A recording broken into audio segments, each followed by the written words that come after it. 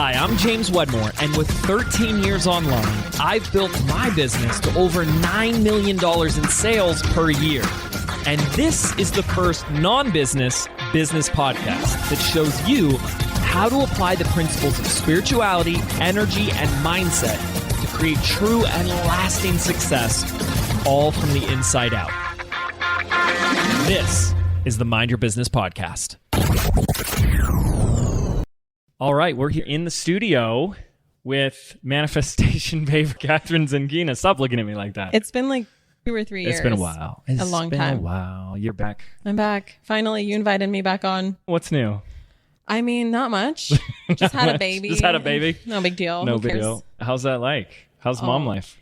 It is the best kind of life, Oh. honestly. I was so worried about the sleep part. We did not hire a night nurse, and I think a lot of people thought we were crazy. I've been doing all the night wakings, and somehow I still have so much energy. And I think it's because I was just built for this life. Yeah. Yeah. Wow. How come you didn't do the night nurse? Okay. Too expensive. Let's get it. It's funny because my reasoning behind it was, first and foremost, I had a lot of trauma growing up. And I guess I don't want to pass any of that down to my child. And I'm really big on attachment parenting. So for me, this is just for me, people, I just thought that I really wanted to be there for my baby when he cries in the middle of the night. I want him to expect to see his mom instead of a night nurse. That's just something that I really wanted to connect with him on, that I'll just be there for him no matter what in those early formative years, early formative months. But the thing is that I have so much daytime help though. So I have a personal assistant. I have a house manager. I don't do any of my laundry, dishes, cooking, nothing. So I have so much support to where I'm just able to focus on the things that are important to me. And doing the night duties for me are important to me. Yeah. So that's what I created by design. Yeah. Well, that's beautiful. And I'm so happy for you. So excited for you. You look so happy. So that's amazing. I am. Now I just want to ask something, because you had kind of this, did you notice it? You gave this little disclaimer when you started sharing it. This is just for me, people. Yeah. What's up with that?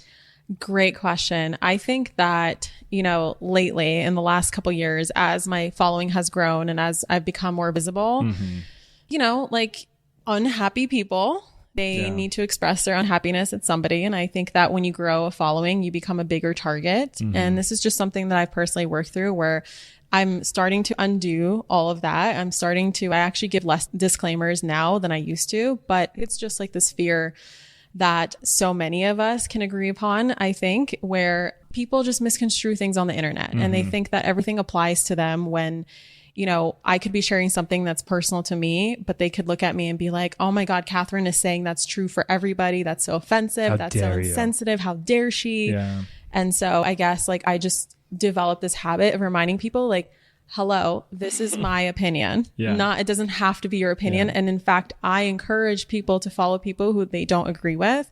And I do that on a regular basis. I don't agree with everything that my friends say, my mentors, even people I pay to work with. I'm not paying them so that they can just tell me a bunch of things that I agree with. In fact, I like to be challenged. Yeah. And so I see myself in the same But there's way. a difference between being challenged and just someone who is, whether they're an unhappy person or just having an unhappy day, that just projects everything onto the person they see on social media. Yeah.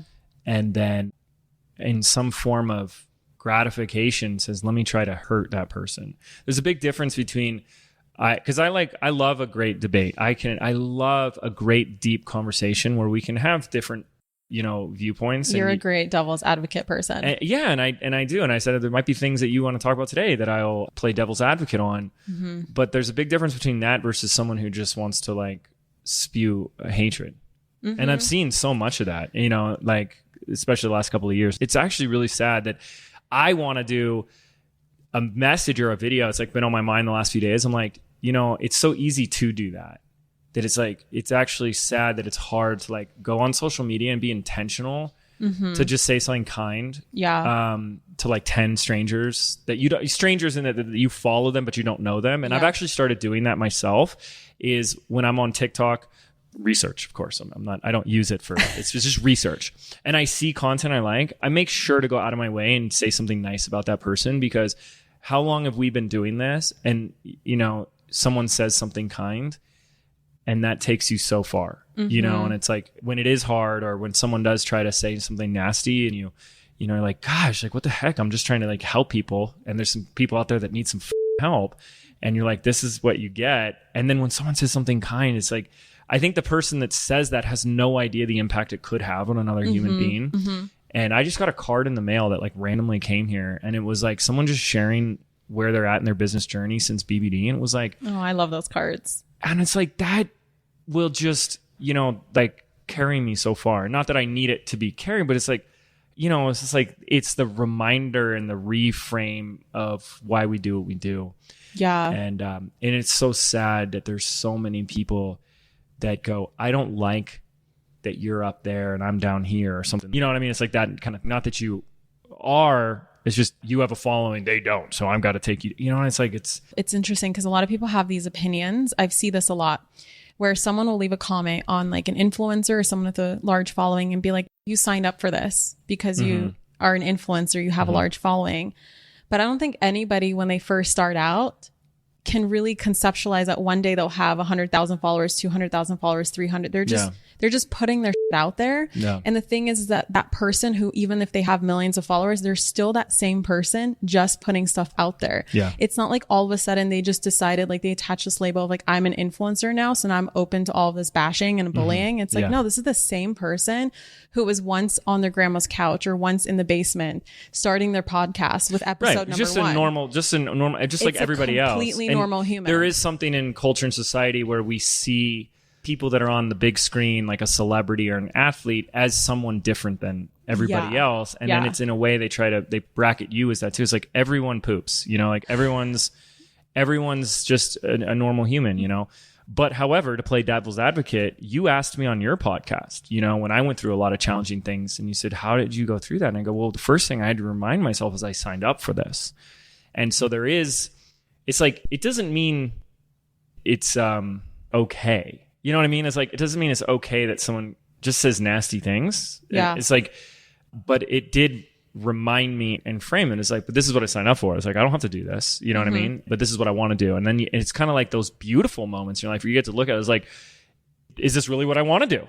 You know what I mean? And I've had those moments. And I go, same. You know, where you go, I could start any other business I wanted to and be successful. Yeah. And I've had those opportunities. And so it's like, do you want to keep doing this? Do you want to keep, you know, sharing and teaching what you're doing, or go build your real estate empire, or go start that software idea that you've had, or just hide behind a brand? Yeah. Or exactly. Or, you know, just write a book or two or something and call it a day. And it's like, it's actually really beautiful to sit there and realize that actually every day is a decision to keep going or not. You know, I want to agree? You know, and then when it's like, you know, you still get some of that. Because I mean, I've gotten it for the most sad. It's heartbreaking because it's like, there's a difference between like, yeah, you did something like, you know, you hurt somebody, right? Versus like, you're just doing that to try to take somebody down. And for the people, because, you know, we have a lot of influencers and emerging influencers, or whatever labels we want to give ourselves, that listen to this show, is like, it only hurts that person that does the hate.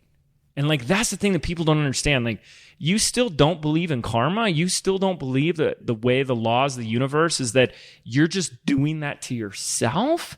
If you're the person spewing that hate out of a place of like, you know, it's very different. And that's what it's very manipulative to say like, oh, speaking up versus speaking hate are like two very different conversations. And to try to like, I'm threatened by your presence. I'm threatened by you. You know, what's interesting? A lot of people don't. Like when I share this, they're like, no, you weren't. I used to be the saltiest bitch on this planet. Like I used to be one of those haters, but more so internally. Like I would never go and like comment something, but I just remember being filled with so much jealousy and like saltiness. And I realized one day that like, well, first of all, it was only hurting me. But second of all, when I learned like the power of the subconscious mind and how the subconscious mind, this is what I learned when I was 16 years old and I came across manifestation for the very first time. After this moment, it like shifted for me overnight, literally, where I realized that my subconscious mind is only applying what I say or what I feel towards someone else, towards myself. Just like scientifically how the subconscious mind works. It doesn't understand that there is an outside world externally to you. when you are saying something to somebody else, it can only apply it to yourself. It can only see it as like, oh, this is the truth about me. And your subconscious mind is responsible for like 99% of what you manifest. Like manifestation is a subconscious process, not so much a conscious process. And so whatever you're putting out there, when you're like spewing a bunch of stuff on the internet, like it's only going to come back to you. Yeah. And like in business, it's hilarious sometimes when my team and I handle certain situations where I'm like, you also own a business. Do you want your customers to respond to you in the same way? Do you want people to not pay you? Do you want people to fall off your But payment that's what plans? I'm talking about. It's like, it kind of boggles my mind that people can't connect those dots. But I don't know, maybe we just do this for so long, it becomes very obvious. Yeah. But it's like, I can tell that there's people that don't see that, you know, we can take everything that's like life and spiritual principles and we can apply it to business. So like when Gandhi said, be the change you want to see in the world, that's exactly what we're talking about. It's like, be the customer you want to see in your business. Be the type of person that you want to attract in your own business, and you will attract that person. Absolutely. But you go around and be all nasty because there's some part of you that does not like where they are, and you see a lot, I need to take you down. I need to bring you down a notch. That only hurts you. And that's really sad. But you know, it's great to have this conversation. It wasn't why I brought you on the show today, but I was going to say, we're going in a different direction. Yeah. and that happens, but you know, it is all connected. And what I wanted to talk today about you is money. My favorite topic. It's my favorite topic too. And why I wanted to talk to you about this is, you know, I've been doing this a long time. I've met a lot of people. I've worked with a lot of people, and I've spoken a lot about money. You know, I've talked a lot about money. I love your TikToks on money, by the way. Thank you. And I really appreciate that. I don't know a single other human on the planet, personally, that has taken on, you know, what a lot of people try to say about money and abundance. When I got started on my spiritual path and I'd read these books about abundance and stuff, it was like, they kind of came from these like broke spiritual healer type people. And I always had a problem with that. And then there was the other side of that, where there was like these like 3D millionaire guys, you know, like what people call like the Lambro type. They'll just crush Blood, it, sweat, right? and tears, hustle, absolutely, grind, 5 a.m. And I felt like there's got to be something in the middle. What happens when you bring two worlds together? And I have never met anyone else who has demonstrated that as well as you have, where you can be speaking to all of these topics around the energy of money, manifesting money and abundance, and actually have it in your life, right? But not from, you know, from actual head in the ground Pollyanna. Well, I don't know, it'll just show up in my mailbox one day or something, you know, like that side. Or, you know, just saying it, but then I'm just like grind, hustle. And you know me, like I will beat the drum of these things over and over to students and clients, and people want to scoff at me and like say, you know, oh, okay, you know, and then, you know, I can demonstrate it and back it up in my life. And then to see someone else that has that as well is like, that's why we need to have this conversation, because you're talking to not someone who's going to tell you how to manifest money because they just did their first launch on how to manifest money and made 30 grand, but because of somebody who has, you know, coming up on almost a decade of consistent exponential growth and making butt tons of money, and not like, you know, killing yourself in the process. Yeah. And it's like, what better person to talk to about all of this, right? Well, thank you so much. That's a huge compliment. It's not a compliment. It's just a fact. I'm not complimenting you. It's a fact. It's not an opinion. It's not. What I'm saying is not an opinion. It's just, it's an observation of fact. But you can receive it as a compliment still. But it is. It's like, I mean that, and I see that through my own observations. And a lot of people that we've talked about this, or other people that want to talk about it too, can't back it up. So let's start there. For the person that's already starting to understand principles and laws of the universe, why is it missing for them? Why is it not working? Money? Yeah. The money part? Yeah, the money part. I can so relate to it because I started my first business when I was 21 years old, and I hit my first $1 million at 25. So that 4-year period, 2 of those years, I wasn't doing like the money manifestation work. Like I wasn't really applying it to money. Like money was just this really hard thing in my life, especially coming from, you know, essentially like my family was on welfare growing up. Like my mom just recently sent me these text messages and I screenshot them because they're so special. She sent me a TikTok. My mom is obsessed with TikTok. Like she learns so much on there, and we like send each other TikToks all day long, literally. And one of them was this story about this woman who, when she finally qualified for food stamps, she was a single mom. And I think she had 3 kids, 4 kids, whatever. They went to the store and they finally like bought the things that they could, that they could buy. They were no longer shopping at the 99-cent store with $10, like buying 10 items. And my mom was like, this was literally us. Like we were going to the 99-cent store. Like this is what the immigrants were doing. There's either the Russian store or 99-cent store. Wow. That's all we could afford. And she said the moment we qualified for food stamps, we went to, whatever store we went to, and we qualified for like, I think it was like $500. And she's like, we bought this and this and this. And we even bought chicken wings and ranch dressing. And it's like, I just love to hear that so much because I do have a lot of memories growing up, super poor. And I don't think I connected that we didn't have that much money until middle school, because as children, your life just is what it is. Yeah. And I hung out with other poor immigrant children. So to us, this is just like our normal life. Like we just live in a 1-bedroom apartment, like huge families just live in a 1-bedroom apartment. That's completely normal. And then I realized when I was outgrowing my clothes super fast in middle school and, the high water pants and stuff like that, like the other kids had Abercrombie and Fitch, but like I asked my mom, can you buy me something from Abercrombie and Fitch? And she's like, we can't afford that. So I started to hear, we can't afford that. We can't afford that. We're poor, this, blah, blah, blah, blah, blah. Like my whole entire life. And I started my first business when I was 21 and I was making like some money here and there. I remember I started at the movie theater when I was 19 years old in college. I was working there for 2 years. So I was making like several $100s a week or something like that. And so when I started my first business, like my vibration at the time, I was like, oh, it's possible for me to make several $100s a week. So all I could make in my business at the time was several $100s a week. And by the way, that's a huge thing I see. I don't know if you see it with people that jump ship from corporate and they're able to like replace their income and then that becomes a plateau. That's your vibration. Yeah. So finally, after 2 years of just going like up and down, like maybe I made $1,000 one week, but the next week is like $100, right? So it always evened out to this plateau. And this multi-level marketing company was very big, as they all are, on personal development. So I remember being like, okay, I'm going to do personal development. I went off the deep end on personal development. First of all, I had like, I don't know how I did it.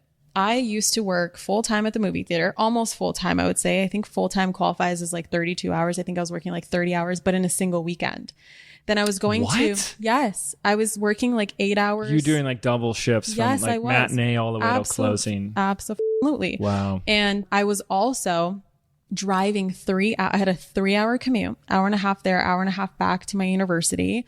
I was doing a science degree. They're not the easiest, bachelor's of science in biology. So I would because first of all, I ended up doing 5 years, 3 years at university to a community college, because there are so many prereqs that I had to get for med school, because that was always my plan, medical school. So I was working over full-time credits, basically studying over full-time credits. And then I somehow like decided to start a business at the same time, and also found time to work out and time to cook all my own meals, because I was doing paleo at the time. And paleo was not a thing like it is today, where you can go to the grocery store and buy like gluten-free, dairy-free, paleo, this, Whole30 approved, whatever. That didn't exist. And so I had to make all of that. I have no idea how I did it. But anyway, I would do personal development between my classes. Like I would listen to, I think there's like 2 podcasts that existed at the time, Lewis House's podcast and Chalene Johnson's podcast. Those are the 2 podcasts that I listened to, because those are the first 2 that I found. And there wasn't this like explosion of podcasts. I would go on YouTube and I would just watch videos, and then I would just everywhere that I could possibly find information, I would absorb it. But it wasn't until after 2 years where I'm like, why am I hitting a wall? Like what is going on here? Where I realized that I was applying manifestation, which I came across when I was 16 years old. So by this point, I did have a knowledge of manifestation. I was amazing at applying it to travel. For some reason, I decided that I want to travel the world with my ex. And so on my movie theater salary, somehow we manifested like $1,000 hotel rooms for like $50 a night. I would decide that I don't want to pay $1,000 for this ticket round trip. I only want to pay $200, and somehow that airline will have a sale or something like that. So that started to happen. I was like, I know I can do this. Like I know I've seen it working, but there's something with money here. And I think that all of us on some level can relate to something when it comes to money, because I think that as a society in general, we have a very unhealed money mindset. Like we're mentally sick when it comes to money. Yes. And I think that's, if we want to get esoteric here, I think that's like part of the plan I of absolutely the Matrix. think it is. Like it's to keep us powerless. Distracted and focused on that. And hopefully we'll get to this. So if I don't remember, come back. But there's a huge conversation we can have that I believe is problematic in the sense that we put so much importance on money. I have a whole thing on that. Yeah. Yes. And it's hard because it's like you want to have an important conversation about money. It's a paradox. It's both important and not important at the same time. It has to be important enough for you to realize that you have to heal when it comes to money, but also unimportant to where you're not comparing it to like, the thing is that one of my mentors taught me that the subconscious mind, when you make something important, it will literally equate it to breathing. And so it'll equate it to like essentially life or death. And so many people have life or death symptoms when they're dealing with money. When they check their bank account, they have panic attacks. That's not normal. Right. So I recognize I actually had my first panic attack when it came to money 2 years into my business. I would say that same for me as well. Yeah. I remember, I think like this is when I decided like, all right, there's something missing here. Let me get into the world of money. Like, let me just see if what am I missing when it comes to manifesting money? So one of the things was at the time I was in debt. I was $25,000 in debt, whatever, but I didn't know the exact number. And I was never checking really my bank account. Like I was always terrified to check my bank account. And so my first assignment, I forgot where I got this idea from, maybe a podcast, YouTube, book, whatever, probably a book. And it was like, you need to get your head out of the sand and you need to come face to face, because how can you heal a relationship that you're not facing? Like if you're not sitting down to have a conversation with a human being, how are you ever going to heal that relationship? It's the same thing with money. You need to sit face to face with money and figure out where are you standing currently, and do you want to get and that's universal with any problem in your life. Any problem, absolutely. It's all relationships, right? So I sat down, and doing that caused a literal panic attack. Like I thought I was dying, and this voice came through. And this is around the time when I first started diving more into spirituality and like honing in on my intuition, because I just wasn't raised to like follow my intuition, right? So this is something that I realized, okay, it has some importance.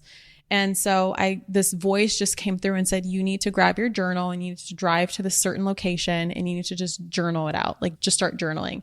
So I did. It was like this whole process of me finally coming face to face with all of my fears. Like, what am I afraid is going to happen to me if I really go all in and really go for it and really just break free from this like matrix of, what my family taught me growing up and what society taught me growing up and what culture taught me growing up and what the haters say about money and all this stuff. And so I remember journaling, and like after some point, I guess we can call channeling, my handwriting started to change. And it was like the most beautiful things I started writing about myself. And I started saying like these, Kathrin, like it's all going to be okay. Like it's just this like beautiful, like random thing that I wrote.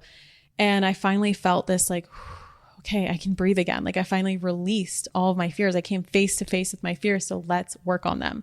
So from that day forward, I just decided to make money my project. Like it was going to be my thing, where for the next year, this is part of my story, my 1-year experiment, when I realized when I was living on my grandma's couch, like what is the worst thing that could happen to me if I really go for it and I really like develop myself mentally and I fall flat on my face? Like, where am I going to end up? What's my worst case scenario? I realized I'm already right there. So what do I really have to lose? And like, at the time I was 23 years old, and I was like, okay, like in the grand scheme of things, if I live up to 100, what is 1 year? I'm only at 23. Like I'd rather figure it out now at 23 than like 43 or 63 or 83 or whatever. So I'm like, screw it. Let me just go all in. And I just committed. I bought every book on like money that you could possibly find. I started to invest in like, courses and mentors, whatever, to the best of my ability at the time, because again, it was only a couple $100s a week. So there's only so far I could go at the time. And that for me was like the year that set the foundation of me just really clearing out the old BS and deciding like, how do I want to relate to money? What is my unique relationship? I don't have to just like, for example, my family has a lot of divorces. Like even when it wasn't, nowadays, people go through divorces. It's like, we understand like relationships don't work out. But back then there was like a huge stigma of it, especially growing up in the Soviet Union. Like my great grandma has had 2 husbands. My grandma has had 2 husbands. My mom has now gone through her second divorce. Right. And so it's like for me deciding that just because someone else or just because this is normal for other people to have this kind of relationship, you have to decide to have these kind of relationships. So for me, it was with money. I was like, I get to choose my reality with money. And so this is the reality that I want to choose. There's something I heard there that I want to share, but I wanted to actually go back for a moment that is really funny because when you started that journey and you noticed that it was like, I started looking at, I can manifest the things, but I'm kind of like trying to circumvent the money. It was the opposite for me. Interesting. I was too logical and just like, well, okay, here's this thing manifesting. Well, I'll just manifest money. It's just math too. Yeah. It's just like, if I just manifest money, then I can just buy whatever I want to manifest. That was actually like my first beautiful experience in learning how to manifest. Say, oh wait, I don't actually need to focus on the money because that's where all my stories about money are. I could just say, I want this thing. And that's when things started happening. Mm-hmm. And then of course, later in life, things started happening that money can't buy. Mm-hmm. And then you're like, wow, these are just two different things. And it's not like one or the other, because there's a lot of experiences I've had in my life where I can look back and go, holy cow, like no amount of money. Like when we went to Africa with Village Impact and we got to stay in the village and they're like camping out there and stuff like that. It's like, that's not a thing. That's not like you go to a website. Yeah. You know what I mean? Like those are like the people we knew and the relationships we built with Stu and Amy and the things we got to do there. And I was like, this is a once in a lifetime opportunity. Mm-hmm. It's like you don't just go to www to like buymeatrip.com. And it's like, I got all the money. And it's like, those are things that excite me nowadays. But anyways, I want to go back because what I heard and what you were sharing that I think is really important to draw out is what I heard is that you recognize that you needed to fight in a way, like fight this old programming, fight the old paradigm. And I love that because I really think that it's not really talked about enough. It's just kind of like, just like love and light and whatever. And it's like, you really do have to it's like you are this warrior that has to go to battle against this current. It's like there is this current of your life that you're in the ocean, and if you don't do anything, you're just going to drift, and it's just going to take you in a direction.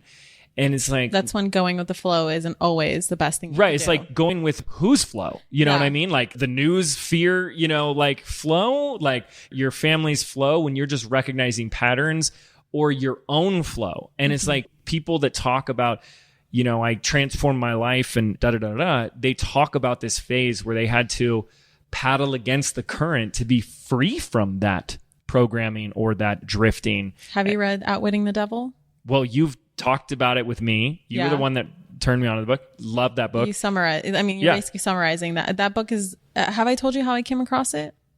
No. Well, you might have, but I don't remember. So I just broke up with my boyfriend of like 6 years. This is when I decided not to go to medical school. This is like me deciding like I'm not living a life for myself. Yeah. I'm living it for everybody else. And I was just randomly, Kathrin, go to your podcast app. I'm like, okay, turn on this podcast. I come across, I subscribed to like 1 million podcasts by this point, and like, cause more and more started to come out. And this particular podcast, never listened to, maybe one episode when I first came across it, never listened to it. And then it was like interview with blah, blah, blah.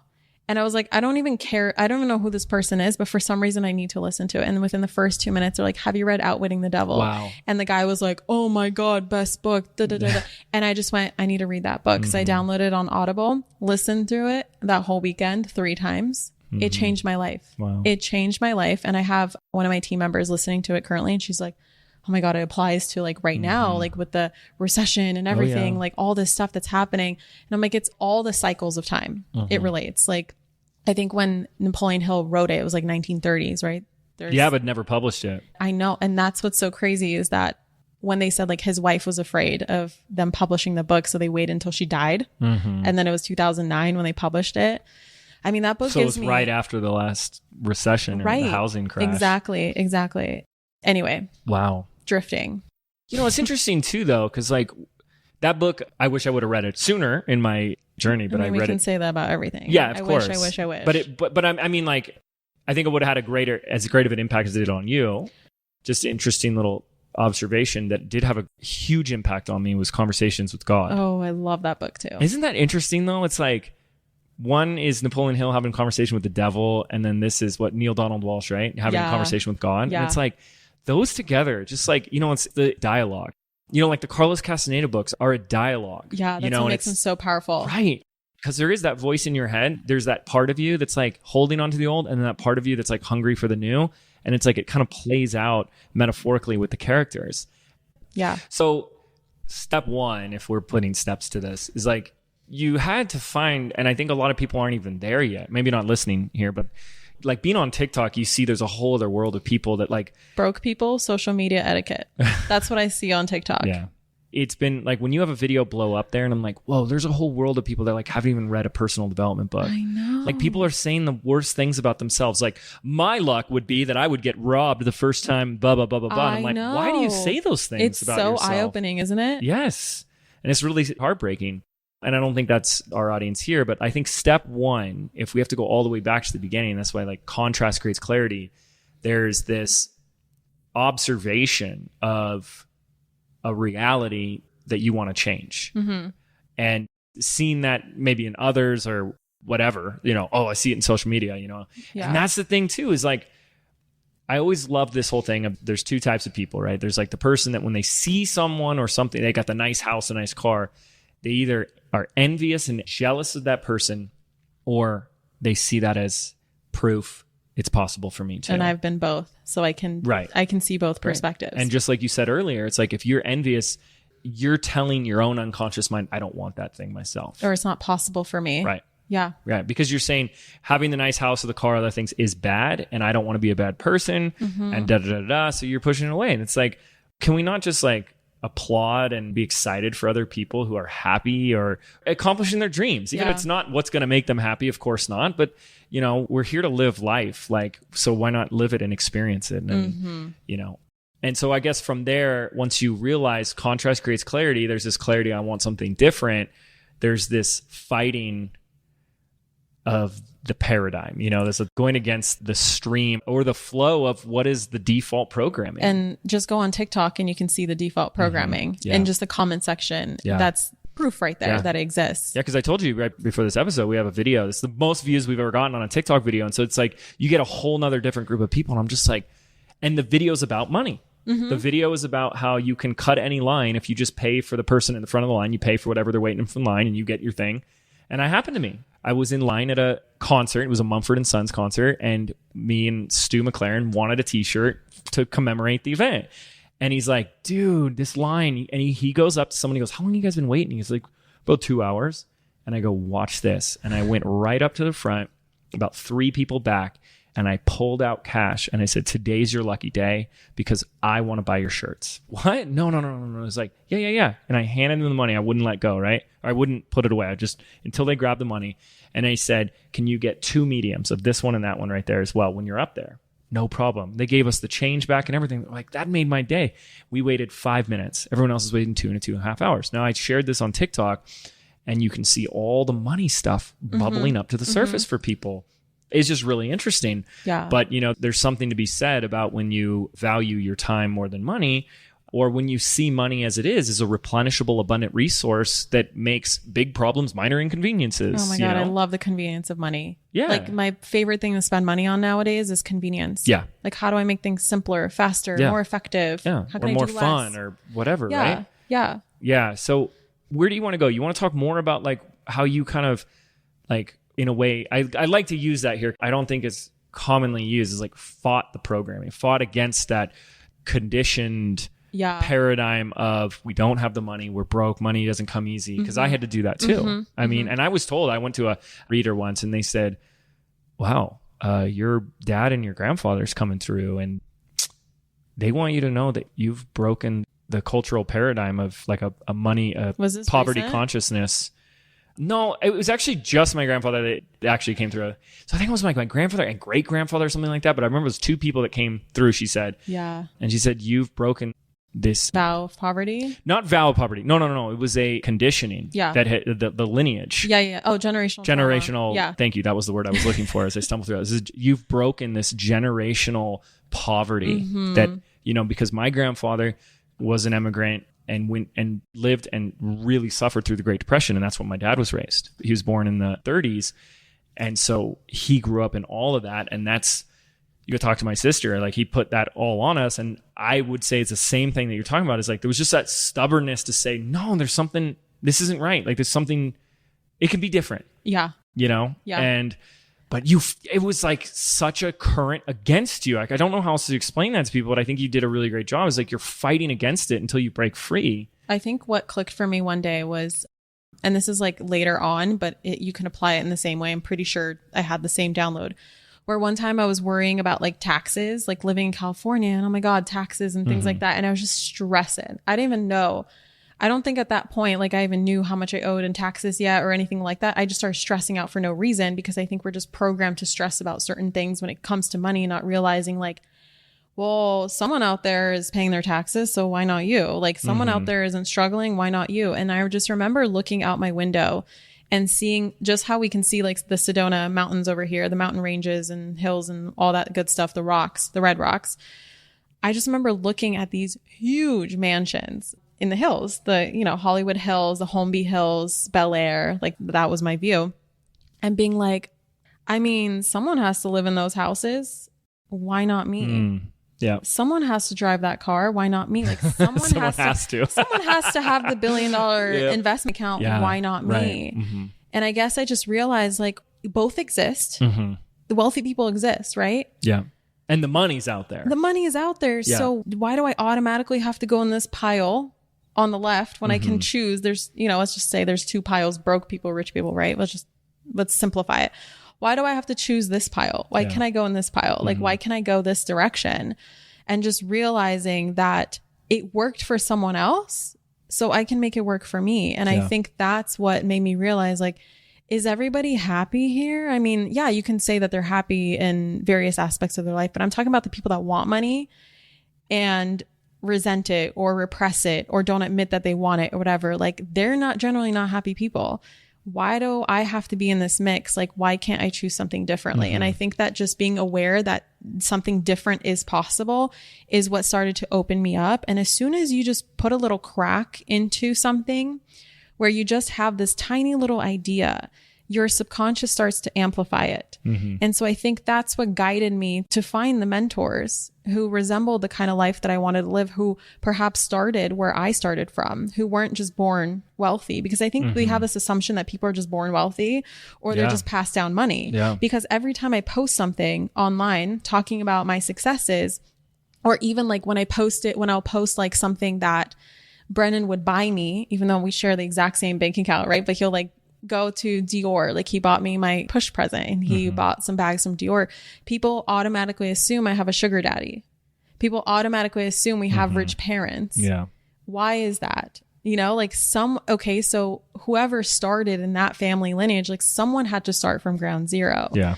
And so realizing that like there's this story that's just being perpetuated and passed down over and over and over and over again, you have to create just even one tiny little crack into your foundation of what has been in order to create what's possible. And I think that as long as you're just working, like people think that this is just overnight success or whatever.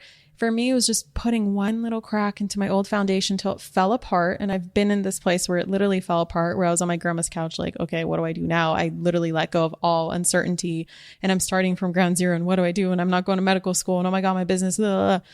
And then I was just like guided one step at a time, just guided to see things differently and to learn different things and choose different things. And eventually that compounded over time. Like a lot of people think that one day you're just going to wake up with this grand idea and you're going to put it into action and you're going to become a millionaire overnight. Like sometimes it's just these tiny little steps, one step at a time. I would actually not wish that on anybody. Right. And here's why. You know, with us working with Don Javier, something I was actually just listening to last night that he said long ago is that we have to understand that money, because it's energy, is power. Yeah. So you want to look at it as like, if you were going to say, I'm going to start working out, and you're a dude, so you're like, I'm going to get buff. You know, I'm going to work on my muscles. My muscles, and I'm going to get all bulging biceps. And you wouldn't just go into the gym today and say, 400 pounds, let's do it, right? I use the same example. I know where you're going with this. You have to start. I mean, if you did that, you would like seriously permanently injure yourself, right? Like, I mean, you could like and never make it back to the gym ever again. Exactly. Instead, you're building the muscle. You're learning how to deal with the frequency and hold the energy and frequency of that money. How many more damn studies and stories do we need to hear of people winning the lotto and then losing it? It's because they can't hold and maintain that. Whether you want to call it, oh, they have a poverty mindset or not. Yeah, either way, they don't know how to There's no wisdom behind the money, and wisdom is built up over experiences over time. Absolutely. You know, at the end of the day, Luke Skywalker had to learn how to levitate the rocks. This is from Star Wars. It was a movie back in the 70s. Great film. I've seen them. Brennan has made me watch all of them. That's amazing. Literally. Good for you, Brennan. Thank you, buddy. You're doing us proud here. You know, he had to start with the rocks before he did the X-Wing fighter, right? And that's like, that's how you have to look at it. Instead of, you're right, people, they'll want the big windfall. And it's like, no, you got to look at it as like you're building a muscle in a way to be able to hold, maintain, and manage that power. But let me go back to this really quickly, because I think, you know, we've actually talked about money recently with like some of our workshops and stuff, and holy F, a lot of stuff comes up. And a big one is people feeling guilty about asking for money. Talk about that with me. Like, did you ever have that, first of all? Did you feel bad, like charging money, asking for money, raising prices? And how did you work through that? Because obviously you couldn't get to where you are if you covered in guilt and shame about that. Right. That's such a good question. I think like guilt, shame, all those things are rooted in like wanting to change something from the past. I think why people get so stuck, that's like a very stuck energy. Something I learned recently is like why people get so stuck in that energy is because they're trying to change something in the past. It's like, I shouldn't have done that in the past, or like, I shouldn't have had that experience in the past or whatever. And so it's such a toxic energy because you're constantly living in the past. I just wanted to say that because I thought it was very useful for me when I learned that. When it comes to like charging prices and things like that and asking for money, I think for me, what I came to realize is I started to notice, this is what's coming up for me. So when Tony Robbins, when I was at his event and he came on stage and started promoting Mastery University, like, you know, sign up for the next 3 events and whatever, and you'll change your life. If you loved UPW, you're going to love the, you know, Date with Destiny, or you're going to love Business Mastery, whatever it was. And I remember like going, you know, I was like, oh, hell yeah, this is for me. So I remember signing up for that. And it was a huge, scary decision for me. It actually put me into debt. Like I took out a loan so I can pay for it, but I'm so happy I did because it was the best financial education I could have ever asked for, because it really taught me. It was like, it put me in the corner where I had to like really figure things out. And thank God that happened. You know, over the years, I would continue going to Tony Robbins events, and I would always hear people get so pissed, like, oh my God, he's promoting again, or he's just selling on stage or whatever. Like, oh, they're spamming us, you know, with Mastery University. And I remember going, thank God he was promoting that day. Yeah. Like, thank God that person, and we can just apply this to anybody on the internet. Like, thank God that coach was promoting their program that day, because me signing up for that program taught me the most valuable things that it would have taken me decades to learn that. And that person may have taken decades to learn that thing that was that one game changer that I picked up from them, that I could literally just skip that time, pay some money. Cause it really, all we're talking about here is energy. Like time is energy, money's energy. And so there's different ways that you could like hack the system. You know, when we're selling our programs, like for example, when I'm selling Manifestation Babe Academy, I'm letting you literally take on 14, 15 years of manifestation knowledge in exchange for money. Yeah. You still have to do your own work, but I'm literally doing you a freaking favor. But it's not like a stumbling around in the dark, willy-nilly on my own time. Maybe I find a YouTube video. Maybe I'm led astray with bad advice. You can do that.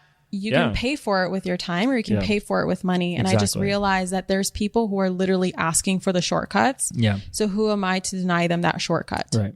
And I think that's all it came down to for me. That's really simple. I couldn't agree more. Like that's been my experience in my life. It's at those times, like, cause what it does is it forces, I've asked people, it's like, well, why do you feel bad? Or why do you feel guilty? And they're like, cause I don't want to take. Yeah. It's like, what do you think? People are so weak and powerless that it's like, that was their choice. They're not, if it's my birthday and Kathrin comes over and she gives me a present and I open it and it's something I've wanted and I love, like, am I going to sit there and say, like, I can't take this from you? It's like, what are you talking about? She gave it to me. Like, she chose to. I didn't ask her. Yeah. She chose. And you didn't steal it from me. And either. I didn't steal it. And I didn't even ask for it. You know what I mean? So even more than that. But it's like, what a silly thing. But it's like, I'm just, you know, you're just sitting here going, here's what I got. Here's how it'll help, and here's how much it costs. And then someone is sitting there either going yes or no. Yeah, it's like the waiter is coming up to your table offering you another cup of coffee, but your cup is already filled and you just say, no, thank you. And they walk away. And it's as simple as that. So all you're really doing is, in a way, forcing a decision. And I think that's the most valuable thing that we can do as any type of business owner, especially if we're like more in a coaching, teaching, transformational space, because what I always see is one of the biggest things is that people haven't made a decision to change. They're just still living from someday, one day.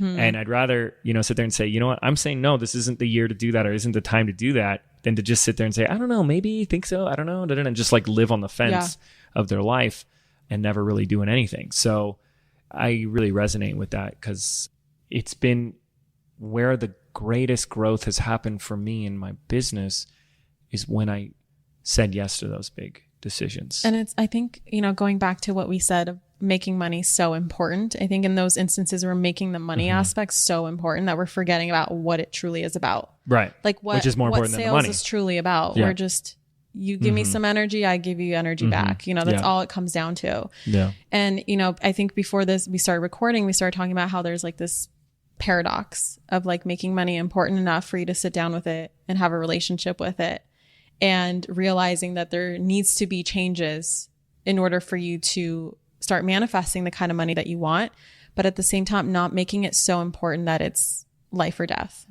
It's like, for me, the most powerful energy that I've ever, like when I started to embody the energy of neutrality and realizing that it's not the end result that I'm really after, it's like how I want to feel in the moment. And so I think that X amount of dollars is going to make me feel that way. Yeah. But then one day I realized that it's the vibration that I'm holding right now, and me feeling that way right now is what's going to bring me the money anyway. Versus the opposite is people condition money.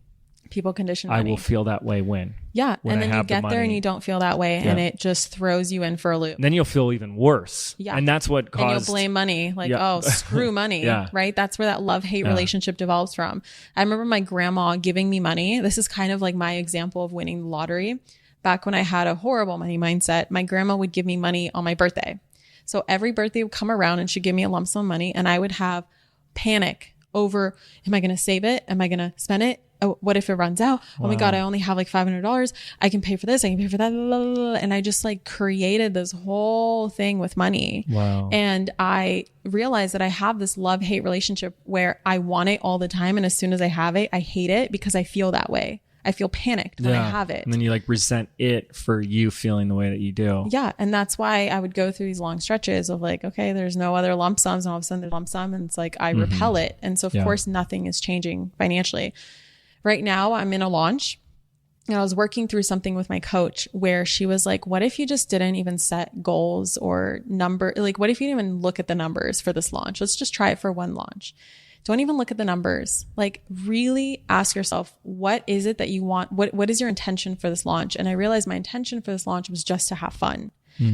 And focusing on the numbers and the goals and whatever is like important in the context of a business. Absolutely. But like, why can't my team just focus on that? Like for me as the leader, the energetic leader, what if I just have fun with this launch? Like, what if I just find joy in it? What if I just play? What if I just come up with new ideas of how to promote things without it feeling like I have to do it just like that last launch because that last launch was so good. And so we have to do it. It's just become so regimented and so rigid.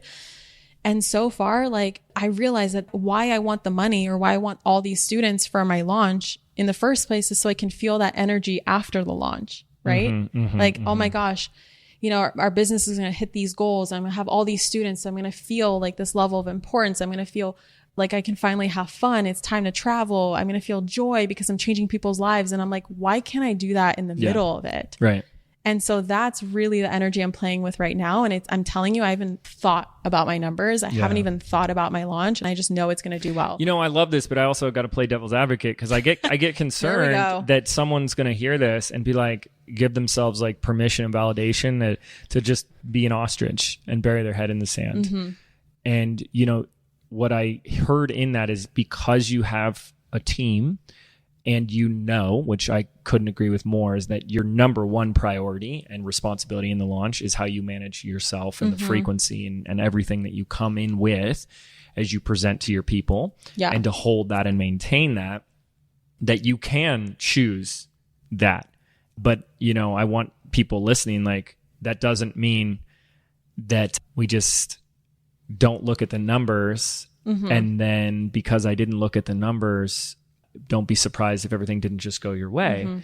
Because the middle ground for someone that says, I don't have someone who, because like I would just, as the healthy business coach, I would sit there and say, well, if that's how you want to run the launch, you just make sure someone is responsible for it and let them handle it. You know what I mean? Because they're going to be less charged by it. That's like the feminine, masculine energies. It absolutely exists in is. everything. Yes. Right now, Yes. I'm just embodying the feminine energy. My team is embodying the masculine. Right. And you can do both yourself. Like if you're a team of one, yourself. you should be doing. And if it's just you or whatever, I think the practice to get to, and I would hope that anyone listening can get themselves there as quickly as you can in business, is to find, as you said, embodying the neutrality. Is you can embody neutrality with numbers, because numbers within themselves don't have any emotion. Yeah, it's what we add to it because of how we interpret it. I can write down a number on a piece of paper, but if I put on a screen that is supposedly your bank account, you're going to feel differently, right? Even though it's the same exactly. number. Or if I write a number on a piece of paper and it says 7, and that's like October 2022, and then I go, and this number was 5 or 10, and that was your last launch. You're like, oh, I'm doing less. 7 is less than 10. I'm doing less. What you know what I mean? And it's just like, with context or something, it's like we just go into a whole world. And it's like when you can get to a place, which I just want for everybody, like when you can get to a place in your business where there's like such neutrality around all the numbers, whether it's dollars, numbers, leads, conversions, affiliates, whatever, that's a really powerful place to be. And however you do that, great, without burying our head in the sand and thinking, if I just don't care about numbers, you know what I mean? It's like the same kind of conversation on a micro level that we were having with money, is like that paradox of the importance and the unimportance at the same time. It's like taking just emotion out of it is what it comes down to. Absolutely. Because you can focus on numbers and feel emotionless, and that is neutrality. Yeah. Or you cannot focus on numbers. And it's all about emotions here. Money and emotions. Like I think what is important for us to talk about a little bit is like what we've been just kind of dancing around is like the importance versus unimportance of it, how that is kind of a paradox. And I think the reason it's a paradox, or seems like a paradox, but actually isn't, is because in a way it should be just like equally important with everything, not less or more. You know what I mean? Like it's, for some people, it's something, money isn't my thing. So it's like, okay, but it is a big part of everyday life for everybody, right? And then for other people, they've made it their whole world. And it's like, isn't there somewhere in the middle where it's important, but it's as important as everything else in your life, and everything is of that equal importance in a way? Yeah. And then we have values, which is where we choose to make things more important. It's like, but you sit and say, well, family is the most important thing to me. It's like, yes, love that. And when you have and see money as a tool that amplifies, you go on vacation with your family, Disneyland, or has you work less, so you spend more time with them. It's like they all play together. Versus putting too much importance on it is saying, I will sacrifice things that actually are important to me for this other thing. And I so agree with that. That's a really good point. Yeah. And I think when it's like everything's on that equal footing and playing field, you're not giving your power to something, because then that's when it has power over you, right?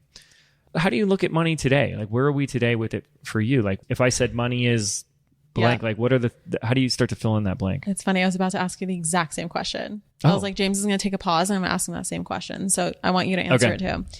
The first thing that came up to me is just a tool. Like it's a neutral resource. It's a tool. Like I give this example all the time. It's a little gruesome, but like a kitchen knife. Ew.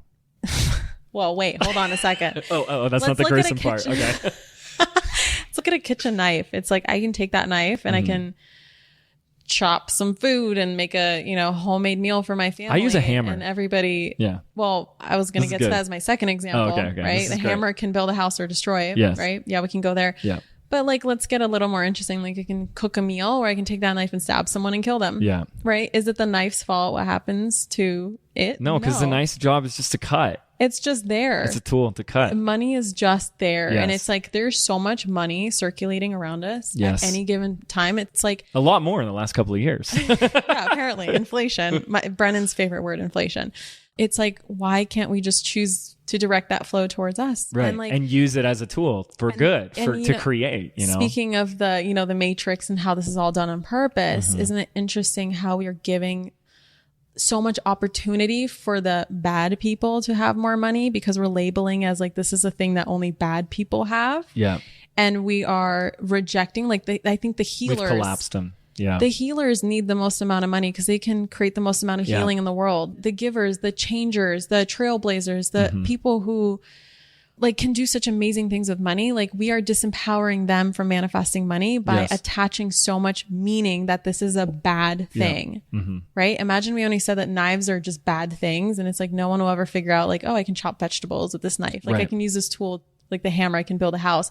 We only label as like only bad people have this. And it's like, no, it's so neutral. And we have to realize that we are the ones who can choose what we do with it. And whoever you already are, it's only going to amplify who you already are.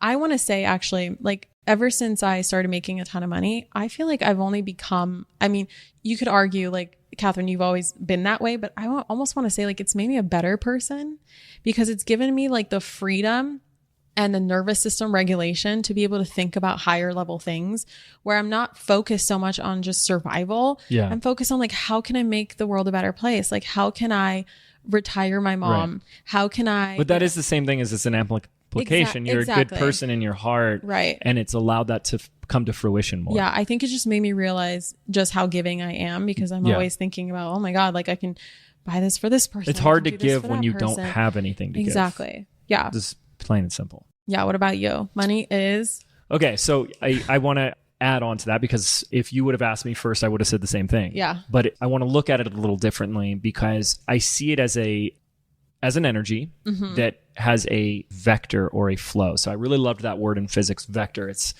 something in motion that has a direction. I got straight A's in physics. I don't know how. I loved physics. I don't know what it was. It was actually quantum physics that I got A's in. You took an actual quantum physics class? A whole year of quantum physics. Oh, because in college, not in high school. No. Yeah. Because you were like a science nerd. Yeah. Yeah. So impressed. So you know what a vector is, right? So to me, I see energy as that it flows in and it flows out. Yeah. And I think and it's always going somewhere. If we just stay with it's a tool, now you want to hold on to the knife for dear life and like never let this knife go. Versus when you see it like water or air. It's a great metaphor. So I'll use both of them. So because you use the hammer and a knife. So I use the air you were allowed to use two metaphors. I use oxygen. Yeah. Okay. So I get to use my two metaphors. And so breathing. So if you treated money as something that is in a flow where it's always coming in and it has to go out, what else does that? Air does. So what if you superimpose the relationship you have with oxygen with money? In that, how many times have we taken a breath since Kathrin and I have been talking, right? How often are we sitting there consuming our mind saying, is this going to be our last breath? Is there going to be any more oxygen? Is James taking oxygen from me right now? Am I taking her oxygen away from her? Should I be guilty because I'm taking oxygen from James? Or if she takes a big inhale, am I sitting there going, that's a little bit more than you deserve right there. Okay, little greedy oxygen taker right there. Or I can say, James, you deserve to take so much more. Breathe in more. Right. I've actually been holding my breath since we started. So okay. So I'm saving it for later. And then there is an exhalation. And when you breathe in, that's not from a place of, which is receiving guilt or fear that it won't be enough. And then when you exhale, there's no like remorse or uncomfortableness with leaving. You're not living in the past. Yeah. I mean, I think the breath really is it's so phenomenal how it like when you focus on it, how it causes you to be in the present, in the now. Right? Yeah, I agree. And so like, if you could just start to say, I'm going to superimpose my relationship with money and try the best I can as the same way it is with oxygen because it gives us life. And so in a way, so does money. And, I don't know who's going to get their feathers ruffled by that, but it does. You know what I mean? Like in the 3D society that we live in, it gives us life. It puts heat so we can heat our home and electricity to, pay our bills and all that type of stuff. So it does. It's very similar in that regard. And then I think, you can just use the same as the river. A river analogy, which is it's always in a flow. We can use that flow to, like Hoover Dam to power electricity for tons of city. I don't know how much electricity the Hoover Dam. I don't either. We'll add that in later. I went there once, but I don't remember. I did too. It's unbelievable, right? And so then it becomes well, do you want a little creek or do you want Niagara Falls? Hell yeah. Right? And it's just, the water's going to flow, and it's going to flow in, it's going to flow out. And it's going to exist no matter what. And it's going to exist no matter what. And so really it's about how big of a river do I want to create? I'm just in the river. So it's flowing in, through, and out. And I was told this years ago by a mentor, and I didn't believe it at first. And it has been proven true and true. And this is going to be a beautiful thing with the inflation conversation. When you, energetically, spiritually speaking, and there's going to be so many people that don't believe this, and I love it. Good. Come at me, bro. And it's usually the guys too, very logical, it's fine. Because this is very illogical, what I'm about to say, is that constricting the outflow of the water begins to restrict the inflow as well. Because when and it's like, what? And it's like, oh, so you're saying be frivolous and don't save. I didn't say that. I am saying don't be wasteful. I never would say be wasteful. Yeah. Okay. With anything, don't be wasteful. That's a very important, powerful way to live. Just don't be wasteful. I just buy it because I feel I'm bored. I'm going to develop a shopping addiction today because James said, if I spend more, I'll make more. Yeah. But if you look at the energy behind why you would tighten up the outflow of money, it's because action is a behavioral manifestation of our beliefs, right? It's the byproduct of our beliefs. So if we're tightening up in that regard, it's because why? Because we don't think more is going to come in. So you're causing less to come in because of that. When we spend, sometimes there's that feeling of like, when you find that place of like, I know I'm going to make the money, but I know more is going to come in, then that's what you're causing, creating. So you can be mindful, present, and not wasteful with your spending. But if there's something you need, there's something that you've been wanting, and you all of a sudden get into fear, and that fear causes you to say, no, I'm going to close up and dam it up.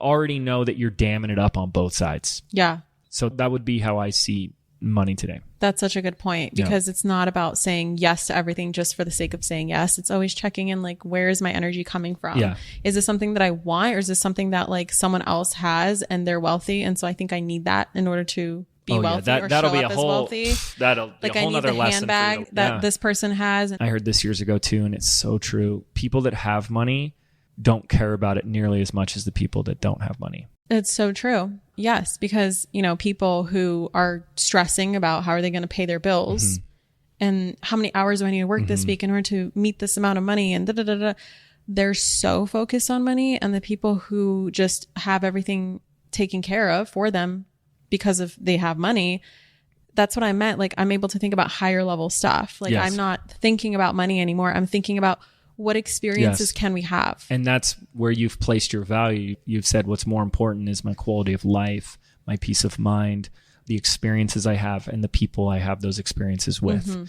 And it's like the money is the tool to that.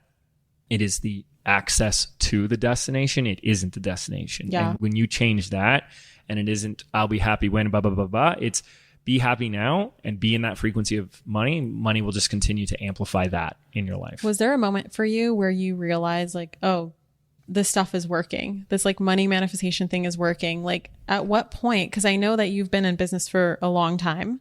Was there a certain place that you can remember where all of a sudden you're like, oh my God, it's working. My bank account is growing? Because I remember that for myself, and I'm just curious. Like, I want to get you to share. I call it like the tipping point. It's like when your subconscious reprogram finally catches up with your reality, or your reality catches up with the work that you've been doing, and all of a sudden it starts to avalanche in your reality. I know so when you started asking, I've had this one memory that keeps coming up that I haven't shared that was actually like a really big deal for me that doesn't fully answer your question, but I do want to share it. But it was a whole year. It was my 2012 that was like really putting all of that into practice. And it was an accumulation of things. Oh, it's 10 years ago. Wow. Yeah. That's what really changed everything. But it was at the end of that year, I was like starting to make some money. So I was like, I think I had like gotten as far as like the action effort and like a little bit of this like cool manifesting. Like I got a vision board and I work hard kind of thing. And as like another level needed to emerge. And I was in Laguna, and I just had the best year in business in my year. And I was visiting family because I was still living in New York City. And we went to dinner. And after dinner, I walked to a shop. It was like the only shop still open And I thought of this story recently because I wanted to do a video on it, and I have it somewhere. It must be in storage. A pink penny skateboard, and it was $99. Is Penny like a brand? Penny's a brand. Okay. Yeah. Yeah. Sorry. It's a Penny brand. Sorry, I was like assuming everyone would know that. And it's $100 for a skateboard. And I was with my girlfriend at the time, and I looked at her, and I looked at the person, and I said, "How much is that?" I said, $100. I said, "Okay, let's do it." And I put my money, and I'll never forget. She looked at me, like jaw dropped, eyes open. She's like, "Who are you?" Like, I've never seen you just go and buy something. And I remember I grabbed the board, I went right onto the sidewalk, and just off I went. And I'm just going in circles in the streets, everything, having a blast. And that was the first time since I had started like making some money that I just like bought something for myself, like out of a pure just enjoyment, because I wanted it for fun and for life and for experience. And I still have that board. And it was the tipping point. It was the like, you can talk about all this stuff all day long and whatever, but it's like, what's the point of manifesting if you ain't going to use it? Yeah. And that was the first time that I used it. And it wasn't, everything else was for serious stuff. You know, it was like, oh, I need another VA and da da da. And it was like, that's great. And that's awesome. But it was like, this was for me. And like today, there's such a like, as you'll see in my life, like I love buying the toy for myself. And I do that on big levels, like a camper van. Oh, I know. You know what I mean? It was $100. And that was really hard and really scary for me. But there was just that little like, no, man, you deserve this little thing. And it was like, that paid for itself so many times over. Yeah, up until I came to Sedona, I was still riding that skateboard. Wow. Well, Don Javier always says, like, you're not going to take it with you. Right. Like the physical 3D world where you're supposed to have fun with it. Yeah. Like, just think of it spiritually. Like, why do we come on planet Earth? Well, people can say a variety of reasons. You know, one of them is for you to experience the 3D physical material world. So why not experience the best possible version of that? What is the most 3D physical material thing? Money. Yeah. Like, that's just energy manifested as this 3D material physical thing. Why can't we experience that? Yeah.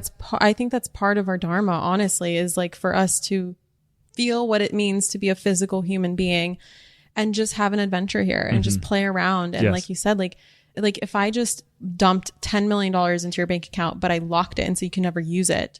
Sure, you can be like, wow, I'm a 10 millionaire, right? Like I have $10 million in my bank account, but do you really, if you don't do anything with it? You can't even experience it. You can't play with it. You can't buy yourself anything with it. You can't change the world with it. You can't donate it. There's no point to it at this point. Right. You know? Yeah.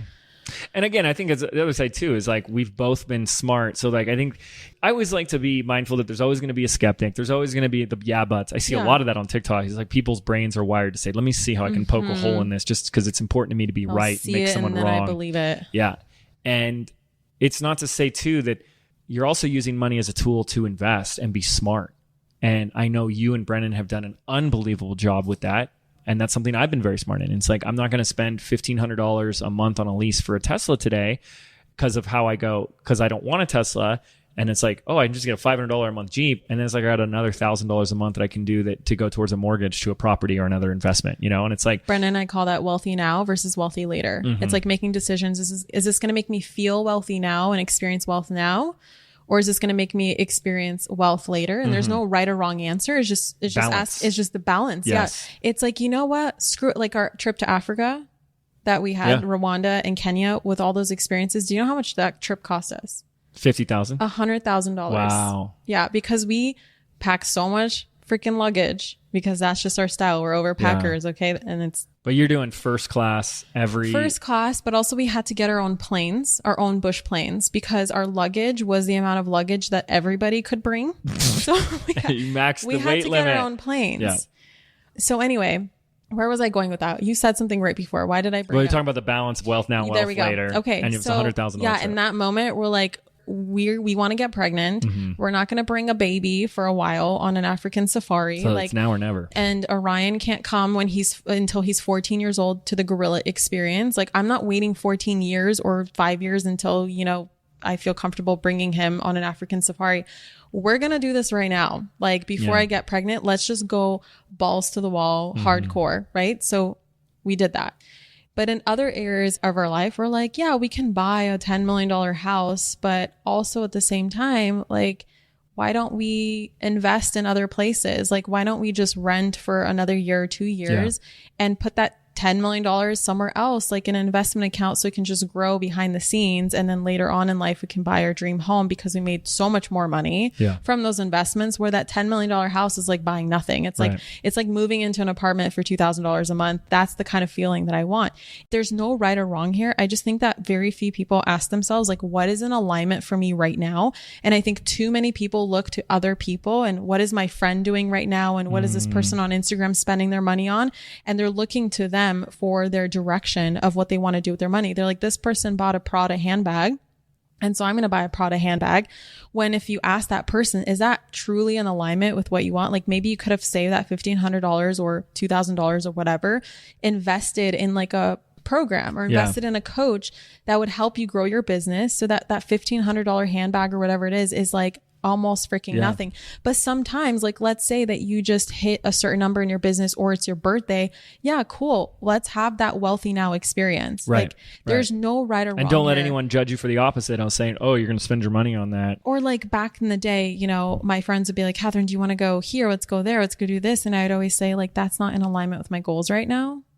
And so, because I was honestly broke, but I would never say, actually, I can't afford that, because I was so careful with my language. So I got creative and I said, that's just not in alignment with me right now, but I'm excited to join you guys in the future. And so I never, even if you show me, James, you can show me like some crazy stuff that costs like $3 billion, and I'm never going to say, oh, must be nice, or I can't afford that. I'll literally look at it and be like, do I want that? Yeah, I want that. Okay. One day at some point I will have that. And I'm freaking excited for the day that I get to have that. I never close myself off to any possibility, because you can ask me right now, Kathrin, do you know how you're going to make $3 billion to pay for that? Right. And I'm just choosing an obscene amount of money, because it's like right now, it's hard for me to conceptualize, like, how am I going to make $3 billion?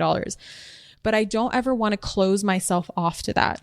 I never want to energetically close that portal, because what if there is an idea that one day I'm going to wake up with that actually will create a $3 billion, $10 billion business? Why the frick would I close myself off to that? And I think so many people with the broke people social media etiquette that I talked about on TikTok, they're like, oh, I wish I could do that. Like, they'll see someone being like, here's what it's like to fly Emirates first class. And it'll be like, and I actually wanted to make that video last time I flew Emirates first class, but I was honestly exhausted. And I just like, no, screw it. Like, what feels in alignment for me right now is not worrying about TikTok and making a video, is just sleeping on this flight. So I'll see those videos, and always, without a shadow of a doubt, you can go on there and be like, must be nice, or like, that's only for rich people, or just all these comments. Like, how do you think they got rich? And it's by like, saying what you're saying?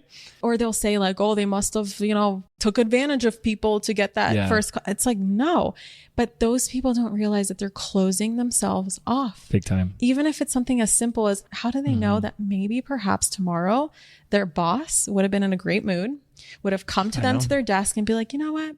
I like you. I want to give you a bonus. But they don't realize that just because they said something where it might not have any relationship to what they think could happen, they close themselves off and they never got that opportunity or that experience or that bonus or raise or whatever it is. And so many of these opportunities, like you said, chasing experiences happen that have nothing to do with the money you have. You know, your boss comes to you the next day and says, so we're putting together a crew to do a project over in Africa and stuff like that, and I wanted to send you there. We're going to do first class and everything, blah, blah, blah, blah. It's like, you know what I mean? It's like, it's opening trekking with gorillas, okay? But you turned yourself off energetically to that. You blew it. Which, by the way, hands down the best experience of my entire life. That's amazing. Besides becoming a mom, gorillas. Wow.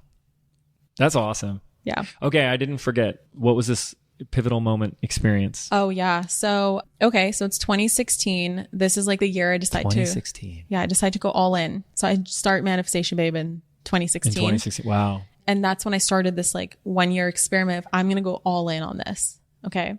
So a lot of people think like, oh yeah, Kathrin must have seen results right away. No, I saw nothing for 8 months. For the first 8 months, absolutely nothing was different. Okay. And you know, a lot of people find themselves in that. Like, they'll start this process and this work and they don't understand that there's so much happening behind the scenes. energetically, spiritually. Like we can get spiritual. Like how do we not know that our guides are aligning the perfect opportunity? And like there's a lag time. There's a lag time, yes. And it's honestly serving us in so many different ways, which we can talk about. But nothing really happened for 8 months. And I remember launching different things. Like I remember getting my first client 6 months into this. And I was like, oh my God, my first client. And like slowly things start to trickle in, but it was a very slow process. And I had this $10,000 check. Like, you know, I wrote myself a check that I'm going to make 10K months. Cause that's like every business owner's like, you know, their first thing is big milestone, the 10K month. So I put it in, I was working as a receptionist at the time. And so I had the check literally at my desk. And I had my vision board and like I had all my things everywhere. And like I'm sure my coworkers at the time thought I was crazy, but who cares? So I had this check. So the end of the year comes around and I've already launched something like a course or something 3 times. And I would have like 1 sign up, 0 signups, 2 signups. And I'm just like trying everything. I'm throwing all the spaghetti at the wall and seeing what sticks. Nothing sticking, but I don't give up because I think the number one thing that Napoleon Hill taught me in Outwitting the Devil through that book. Like, I don't know if he says it directly or like I don't even remember because I've listened to the book 8 times, but I don't remember, you know, direct quotes. That's just not how my mind works. But I just remember the energy that I picked up from it was never, ever, ever, ever, ever, ever give up. Yeah. Never give up. And just try another way. Like if something fails or it's not working, it's just try another way. It doesn't mean you're not meant for it. I hate that when people are like, I guess I'm just not meant to have money. No. So inspiring. I know, it's so inspiring. So I just never gave up. And I remember it was like my 4th launch of a program. And it was like the end of the year, it was December. And I was planning on launching. It was my first time that I was going to sell something and then create it. So I was like, okay, let me try that strategy. Because that strategy felt in alignment with me. And I was like, oh, this sounds really good. So, which is what I do all the time now. But at the time it was my first time trying it. And I just did like this pre-sale and like 10 people took me up on the pre-sale. And I'm like, okay. And then I, you know, tried the strategy of like, the price is going to go up. Like there's all these various pre-sales leading up to the final price. And I think it was like $500 ending at $1,000 or something like that. Or no, actually it was $500 was the big sticker price. It started like $200, $300, $400 and ended at $500. So I noticed like the next time I was about to raise the price, 10 more people rolled in. And anyway, 50 people ended up signing up. Okay. And the bulk of these signups came in the weekend. It was a weekend of New Year's Eve. You know, so December 30th, 31st, 1st. I think like the 31st was a Saturday. The 1st was a Sunday because Brennan took me, it was our 1-year anniversary to Vegas. He saved up all his money from catering, essentially. Because at that point we decided to live together. And like, because I had a job and he was struggling to get a job. And so he's like kind of catering in between.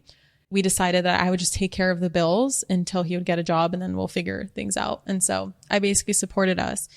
But he was like secretly saving up his money so that he can take me on this special trip. And on this trip, the floodgates opened up. I brought in $5,000 in one weekend. Mind you, I've never made more than like $1,000 or $2,000 in a month in a single weekend. And I remember being like, Brennan, we're going to do a helicopter tour. Yes. So I just started like that weekend. I was like, we're going to this place for dinner. We're getting a helicopter. We're not doing that. We're doing this instead. And I just remember I've never felt more abundant in my entire life. Not because it was the $5,000, right? It was because I finally got the proof of what I've been preaching to myself, embodying myself, what I've been believing myself. I finally got the proof of it. And after that, the floodgates opened up my business. Like I went from making $9,000 in my business all of 2016 to creating $600K the next year and then 1.8 million. And then started skyrocketing from there. But that was my initial tipping point. And then after that New Year's trip, weeks go by and I'm still like, dang, but I really want to manifest my 10K month. Why is that not working out? I don't know what I was expecting, whatever. I remember, you know, because I had a great relationship with money. So I was doing my weekly money dates that I do every Monday. It was Money Mondays. And I would do these dates where I would check in on my money and just see how we're doing. What's the flow? What's the outflow? Like, how are we doing this thing? Like, what's next? And then I was like, let me just see how much I made for all of January. And then I realized I made $11,000 and I didn't even know it. And I looked at this check and I'm like, oh my God, it worked. I just needed to pay attention to my relationship with money and realize that I already manifested this. And from that point forward, and this is something that I also teach my students, called the ladder of believability. So when people set out to manifest, most people go, well, if this thing actually works, let me just manifest $1 million, even though they're working a minimum wage job and they're not making more than like 20, 30K a year. They're like, let me just make $1 million. But the thing is that your mind cannot wrap around that yet energetically, because the frequency is so far apart. It doesn't mean it's impossible. Absolutely possible for everybody. It's just the frequency is too far away. So I started playing with like these stepping stones of frequencies, where I realized that I wanted to make $100,000 in 2017. And the reason why I made 600K is because ladder of believability works so well. I was like, okay, what is it going to feel like to just make my first 5K? And then I make my first 5K and I'm like, what is it going to feel like to make a 10K month? And then I make my 10K month and I'm like, oh, let me play around with this. Okay, 15K sounds good. And I would reach 15K and then I would be like, okay, if 15K is possible, now I can do bigger jumps, 25K. So that whole year was crazy. It was like 10K month, then a 20K month, then a 30K month, then a 75K month, then a 100K month. And then it flattened at about, it went down to like 80K, flattened at about 80K. And it wasn't until I like restructured my whole team and realized that like my team's not working out and someone is holding back this organization. I don't know who it is. I think I know who it is. And I had this like download about who it is. I let them go. My whole team fell apart. And that was like the next pivotal moment for me when it came to like actually growing the structure of my business, where I realized, you know, me and Brennan were like the muscle of the team and everyone else is the fat, because we cut the fat, kept the muscle, and we doubled our income and stuff like that. So it's just like, it was like such a crazy journey that I love to share, because what I need people to realize is that the day you decide to start working on your money mindset might not be the day that everything changes. Most people only give it like a week, 5 days. I'm just going to it's right back to who I was and where I was. Yeah. And they don't see the changes right away. And so they think that it's not working. So that's why I wanted to ask what your tipping point was, is because at some point, every successful person has a tipping point. And I think that for a lot of people, it's realizing that they never gave up. They kept up with it, even when everybody was against them. And when I started my business, I was living with my parents still. I moved out maybe like a few months after I started Manifestation Babe, but it was me deciding that I'm not going to go to medical school that created this toxic environment in my house. And I just remember the universe, like asking the universe, like, what is going on here? Why is this so toxic? Like, why is everybody against me? And it was like, Kathrin, because you're teaching people how to hold your own energetically. And I'm giving you this very chaotic, tumultuous environment so that you can learn to hold your own energetically. So even if it looks like it's not happening constantly, people are telling you the opposite. My mom would literally look at me and say, Kathrin, you're not going to amount to anything but be a janitor. So you might as well apply to be a janitor somewhere. She literally said that to me. Just like horrible things. And my mom was like, you know, deeply traumatized of her own crap. And she's done a lot of work. And she's like my best friend nowadays, which is crazy. But that's hard. I mean, like, it's so regardless, hard. That's hard. It's so hard. And so I realized that it's like, that's really the message that I want to pass down to people, is like, most of the world is struggling with this scarcity mindset. And so if you just look at what the world is doing or how the world is thinking, you're not going to get anywhere. You really have to be the trailblazer. Absolutely. Amen.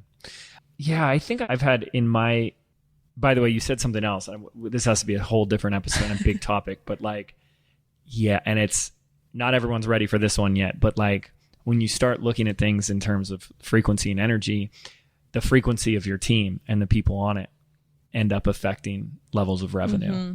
And ain't that the truth? We have had these experiences where when someone leaves, we'll watch numbers in the business just like they were held down and they just go way down. And you're like, whoa. And that's been a huge process that we've worked through the last couple of years. But I've had the 3 big milestones. There was I went from like pretty much no money. I had a couple $1,000s in the bank account to the launching of Video Traffic Academy, which generated $400,000 in sales in 30 days, which was in September of 2011. And then there was this other level where I went from like 280,000 to $1 million. And then we went from 2 to 10. And these big jumps, there's some big linchpin there. You know, it was like when that finally got removed, it was like, boom. Lessons for us at each, you know, but it's like, it's all important reminder. It's that lesson or that work first, and then it happens. And what you notice is that the more you're on that path, the quicker it comes. So at first it's very slow, but it is very exponential and it speeds up. I mean, my CFO consultant said in all his years, he's never seen someone go from 2 to 10 in 1 year, and it's very rare to go from, what do you say, 30 to 600 in a year. That's 9K to 600K. That's like unheard of too, right? Like, but people don't see the work before. So as we start to wrap up, let me ask you this super short question, because it's almost like James taking the opposite side. Being in business, doing what you guys have done and manifesting the money you've manifested, if you had to put into percentages, what percentage would you say is everything that we just talked about around new relationship with money, learning how to manifest, healing your relationship with money, being in a place of abundance, versus what we would label as the mechanics, skills, action, strategy? What would you give as a factor that causes? Yeah. I don't see it. I mean, I can give you percentages, but also what comes to me is that I want to say the energy portion is 100%. And the reason why is because it leads to the right action steps. That's a beautiful way to say it. It's like this week, me embodying this energy that I worked with my coach, right? Which is honestly isn't that different from what I do every launch. But I think because since I became a mom, it brought up new fears. Yeah. So I just have to work through new fears. It's just a deepening of what I know to create better results. Okay. So this week, I just started to gather like, oh, I can do this and I can do that. And it just started coming to me like this. And it was things that are simple, but things that I haven't thought of before. I can like go with, oh, okay, this is the strategy and the structure has worked for me in the past. But like, I don't want to keep recreating the same. I want to create like more things. I want to create different things. Yes. And so in order for me to do that, I have to embody different energies. Right. And so I see it as one goes hand in hand rather than I'm like splitting my time. Okay, now I'm the strategy Kathrin. And now I'm the energy Kathrin. It's the energy Kathrin that leads to the strategy Kathrin. No, and that's really important because like, again, if someone hears 100% zero, then they don't put any importance in that. But if you look at them as like one and the same, it's like they're both 100 and they're interwoven together. I've said this over and over again, when you start understanding law of attraction, the first thing you're going to attract is thoughts, ideas, creative new ways of doing things. And you got to see that as you're attracting. It's like, I just had a brilliant idea.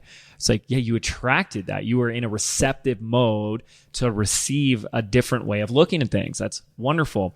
But if you then received it and said, no, I just need to focus on money. Yeah. I worry that people do that. It's like, that stuff doesn't matter. But like, really, like my question back to you though is, do you feel like you're a better communicator, better at, I don't want to use the word sales, but like communicating what you do and how you do it and showing people the value of it? Do you feel like those skills have increased? And what role do they play for you in all of this? It's the same thing. It's like, because of the energy, I attract the right mentors, programs. Like I learned so much from, like I attracted you, like you're a mastermind, like the way that you came into my life. I learned so much about you. I tell my copywriter all the time, like James has taught me this one thing when he was once editing my copy and it's stuck with me since. So let's change this word to this word or whatever. It's like, I just believe that by me setting my intention that I'm going to grow this business or I'm going to create this success, I'm going to be led to the skill sets, to the people, to the courses, to the programs. Like, I'm always being led to like new investments, new team members. Like team members are attracted to me who can help me take things to the next level. It's so, and I think this is something it's a really interesting way you're saying all this. I absolutely love it. Because, and learning from Don Javier, it's like, it's all a spiritual game. Yeah. He always stresses like it's all spiritual. But it's like, you usually like, is it not true what we normally experience in the work that we do, that you're a business owner and you speak to this, you tend to find that people are in one of two worlds. True. And what you're saying is like, and one poo-poo's on the other. Exactly. Always. Yeah. Right. And what you're saying is, it's like an order is what I'm saying. Step one. Well, energy. No, but it's like, but when they become one, they're not separate worlds. That's true. And it's one. I like that better. It's one world. Yeah. And I could use these skills and what I've developed in terms of energy to attract someone or to download an idea or whatever. But I'm also going to implement those ideas from a place of holding that frequency. It's like they're just so interwoven and integrated as one that we don't even see them as separate anymore. I think that's the perfect answer. Money. Perfect because it is so effective and so true, so accurate. Money is spiritual. Yeah. Well, what isn't?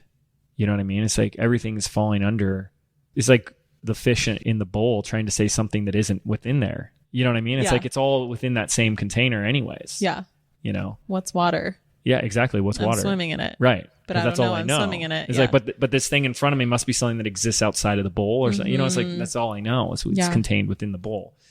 So philosophical, James. Oh, hashtag deep. All right.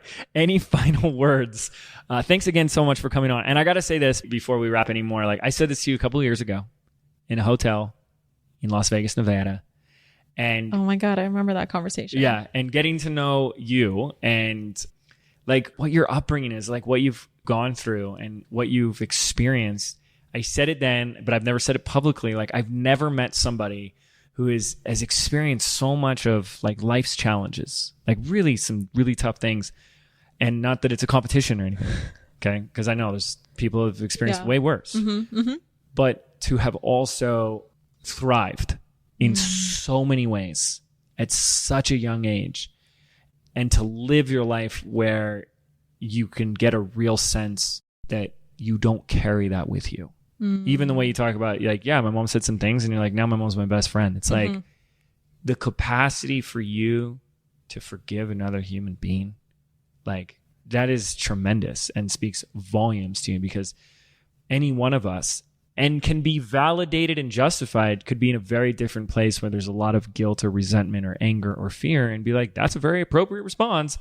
And to transcend all of that, choose to find healing and growth out of that and live that and demonstrate that and pass that on is like the most impressive, beautiful, extraordinary, and inspiring thing. And you are still so young.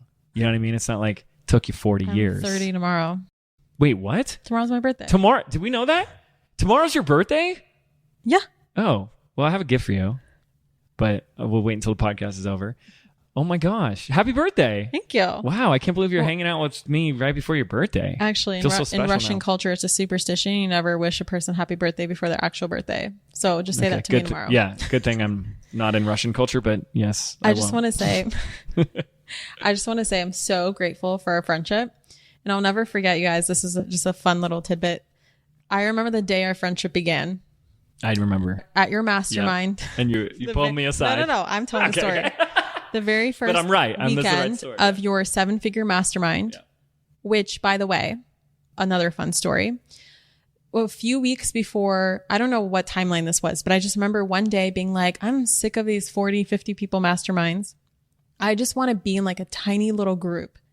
And I don't remember if I was thinking about you or not. I think it was more generic. I just want to be in a tiny little group of these high level achievers where we can form like a close-knit relationship. And it's not like overwhelming where you walk in, there's like 50 people in the room or whatever, which has its pros and cons. For me, I just wanted a small group. Literally 3 days later, Jasmine Star goes, hey, there's a group forming. Days. Wow. There's this group forming. It's only for 7-figure earners. It's like 10 of us or whatever. And James Wedmore is going to be the leader. I'm like, I'm in. Sign me up. Wow. And then, I mean, there's a whole other thing about me, like deciding between your mastermind and someone else's mastermind. Do you remember that? Like I was telling you. Okay. So anyway, I got into James's mastermind. So that first weekend, you know, James was still just like, it's like a, you know, mentor-mentee relationship. And we were at a round table. It's a couple people. I remember Josh and Julie were there, me, you, Brennan, and like a couple other people. And I just remember getting really drunk and maybe really tipsy. And I never drink, but I was just like, we're celebrating. Okay. Like there's champagne. It's flowing. We're going. So I'm drinking. And then I'm like, I just look at James and I'm like, James, I've had this thought for a really long time. And I got to know. I know I'm really woo. And there's things that I don't talk about on my podcast because I think that it's still maybe a little too woo for some people. And I feel like you're the same way. How woo are you really? And that just opened up the floodgates where James is like, great question. So here's what I'm into. Here's what I believe, blah, blah, blah. And that's all we have time for today in the show.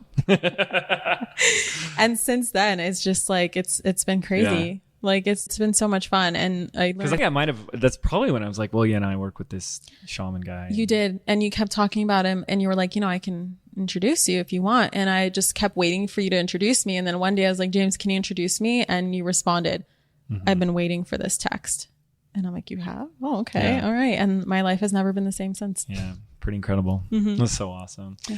Oh, so special to have you on and right before your birthday. I know. So great. My big 3-0. Out and wow. With a baby. Yeah. Unbelievable. What a great time. Well, thank you. Thank you again. And thank you to our listeners for tuning in to a very special episode. Please reach out to Kathrin. She's or just Manifestation Babe? Manifestation Babe over on Instagram. And she's on the TikToks. She's rocking the TikToks. Same handle. And website, crushing it over podcast, same handle. Yep. And let her know. She'd really appreciate it if you guys reached out to her and shared. Tag me, baby. Tags, screenshot on the stories, all the stuff the cool kids do. Hey, hang tight. We got more episodes coming your way here on the Mind Your Business podcast. Take care.